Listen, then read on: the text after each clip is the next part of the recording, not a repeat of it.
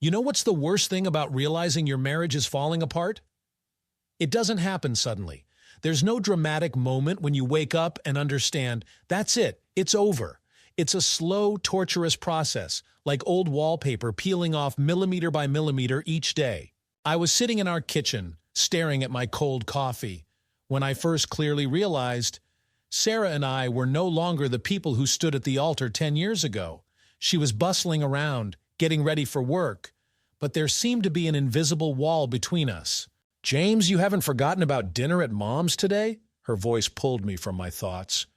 "Ah, yes, of course." I didn't even look up from my cup. "God, are you even listening to me?" Sarah irritably threw a spoon into the sink. "I've been talking about this all week." "Sorry, lots of work lately." "Work?" she smirked. "You know, you used to at least try to come up with believable excuses." I stayed silent. What could I say? She was right. Work was just a convenient excuse. In reality, I simply didn't want to come home. Our apartment, once a cozy nest, had turned into a field of silent warfare. Every evening we played the same play. I stayed late at the office. She pretended to believe my excuses. That same evening, I met Helen in a new capacity for the first time. Before, she was just a mother-in-law, beautiful but unreachable, like a painting in a museum. Now something had changed. "James, darling!" She greeted us at the door in a form-fitting red dress. "It's been so long since you visited." Her hug lasted a second longer than appropriate. Her perfume, some exotic floral scent, made me hold my breath for a moment. "Mom, you look like you're dressed for a date, not preparing a family dinner," Sarah remarked, entering the house. "Can't a woman look beautiful in her own home?" Helen playfully winked at me. "Right, James?" During dinner, I caught myself looking at Helen too often. She seemed to deliberately reach for the salt shaker in ways that made her dress hug her figure or lick her lips after each sip of wine. Sarah noticed this. I could see her gripping her fork tighter and tighter. "Tell me, darling, how's your project coming along?" Helen put her hand on my shoulder, supposedly adjusting the tablecloth. "Yes, James, tell us." There was steel in Sarah's voice. "You've been working so much lately." I almost choked on my wine. A spark seemed to pass between my mother-in-law and wife. After dinner, while Sarah was helping her mother with the dishes, I went out to smoke on the veranda. The sound of the opening door made me jump. "Got a spare cigarette?" Helen slid next to me, closing the door. "You don't smoke." "Sometimes one wants something forbidden." She took the cigarette from my fingers. Her hand was warm. "You know, James, I can see how unhappy you are." "Helen." "Shh." She put her finger to my lips. "I just want you to know I'm here if you need to talk." At that moment, something broke in the kitchen, and we jumped apart. Helen managed to slip back into the house before Sarah looked out onto the veranda. "Let's go home," she said. "I have a headache." We rode home in silence, each lost in our own thoughts, but I'm sure they were about the same thing. Our marriage was cracking at the seams, and I had just realized that the biggest crack might appear from where you least expect it. I couldn't concentrate at work. The numbers in Excel were swimming before my eyes, while memories of last evening kept spinning in my head. My phone vibrated. A message from an unknown number. "You left your lighter on the veranda. Want to come get it? H." I deleted the message, but 5 minutes later another one came. "Sarah's working late today. You can stop by any time." All day I fought the temptation to respond. By evening I gave in. This is a bad idea. All the most interesting things in life are bad ideas, ha. I turned off my phone and went to a bar. The problem is you can't run from yourself. Even in the bar, I thought I could smell her perfume. "You look awful, buddy," the bartender noted, pouring me more whiskey. "Feel awful, too." Why for work? If only it were that simple. I returned home after midnight. Sarah wasn't sleeping. She sat in the dark kitchen. "I called Mom," she said instead of greeting. "She asked about you." "Is that so?" "She always asks about you." There was something in her voice that sent chills down my spine. The next morning, leaving the house, I ran into Helen at the entrance. She was wearing tight jeans and a white blouse, unbuttoned one hook too many. What a coincidence! Her smile suggested otherwise. I was driving by, thought I'd bring Sarah her childhood photos. "Is she home?" "Already left for work." "Too bad." She bit her lip. "Maybe you could pass them along?" The elevator was cramped. Her perfume was making my head spin, and casual touches burned through our clothes. "You know," she said when the doors opened on my floor, "I could come up, have some coffee." "No!" I practically snatched the album from her. "I'm running late." "Next time." She winked and pressed the first floor button. In the evening, Sarah conducted an interrogation. "Did Mom stop by this morning?" "Yes, left an album." "And that's all?" "What else?" "I don't know," she shrugged. "Usually she finds a reason to stay longer." The next 2 weeks turned into some surrealistic dance. Helen appeared everywhere, in the supermarket where I usually bought lunch, in the coffee shop near the office, even in the gym where I went in the evenings. Each time a chance encounter, each time a new outfit, a new reason to talk. "James, you're good with technology, right?" she asked, accidentally running into me at the mall. "My laptop's acting up. Could you take a look?" "Helen, Please." She touched my arm. "I'm completely helpless with these things. And the service center has such long queues." I agreed, like a complete idiot, though I already understood then that it was a trap. Her house greeted me with the smell of jasmine and dim light. The laptop, of course, was in the bedroom, and of course the problem turned out to be trivial. "Will you stay for coffee?" she asked, leaning down so I could see the lace of her underwear. "I think not." "Afraid?" "Helen, what are you doing?" "What does it look like?" She moved closer. "I'm just taking care of my son-in-law." "This isn't right." "What isn't right is that you're unhappy with Sarah." Her hand rested on my shoulder. "I can see it. Everyone can see it." "I love your daughter." "Really?" she laughed. "Then why are you here?" I rushed out of the house like I'd been scalded. My heart was pounding, and my head was in complete chaos. At home, another argument awaited me. "Where were you?" Sarah didn't even turn from the stove. "Helping your mother with her computer." She turned sharply. "Seriously, that's your excuse?" "What do you mean?" "Nothing," she laughed bitterly. "Just that my mother always gets what she wants. Always." There was such bitterness in her voice that it made me uncomfortable. "What are you talking about?" "About the fact that you're not the first, James, and I'm afraid not the last."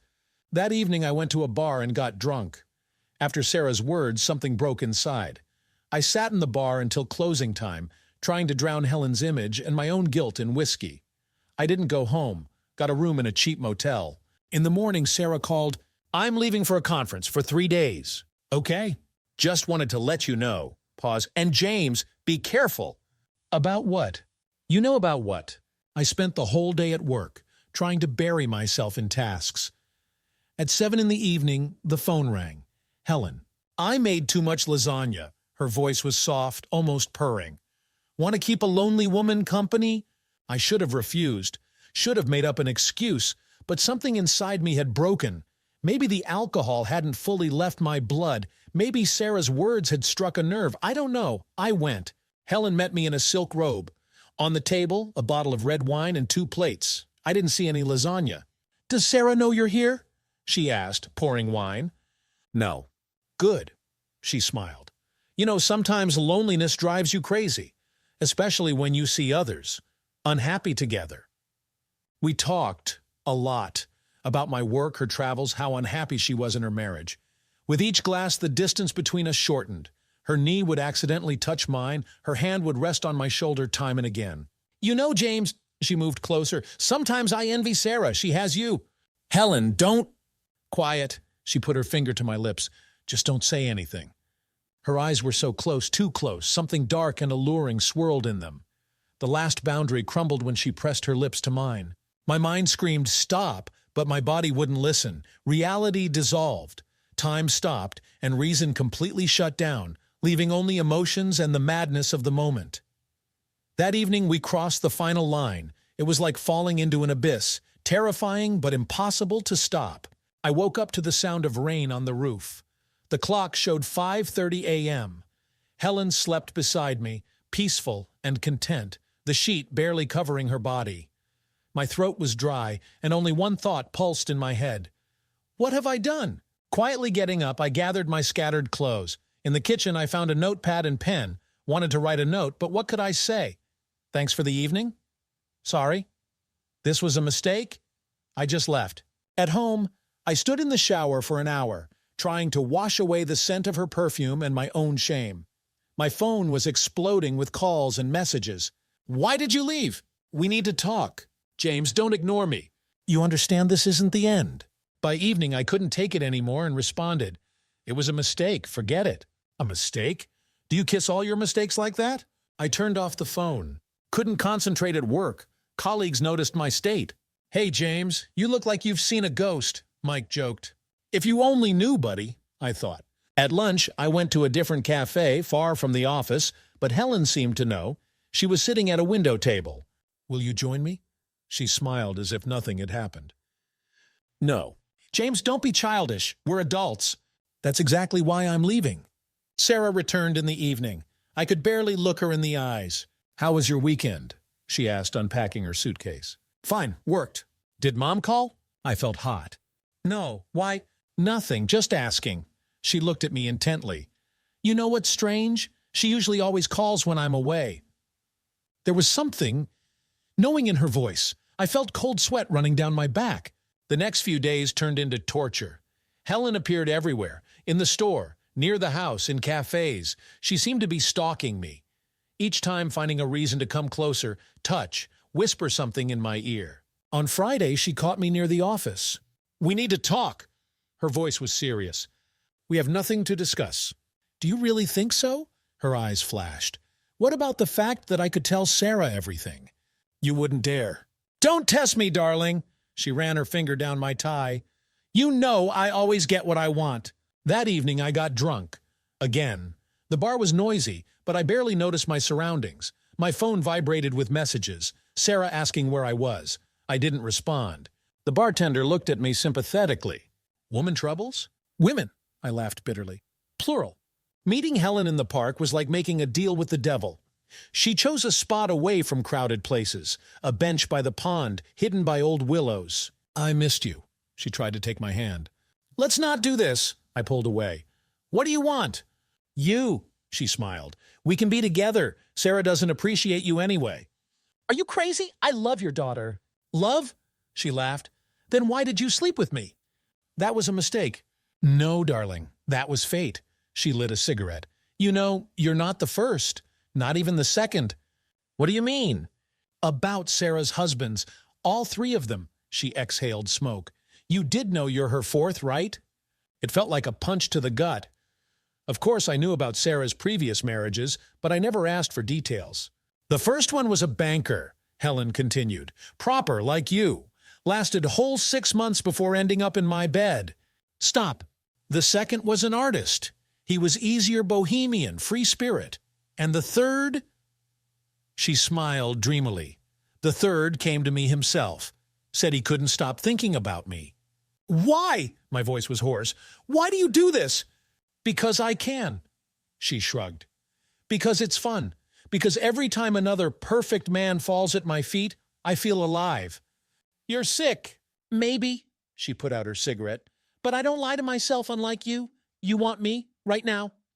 She was right, and that made it even more disgusting. "What about Sarah?" I asked. "She's your daughter." "Sarah knows the rules of the game." Helen stood up. "She's always known that her men eventually come to me. It's a family tradition."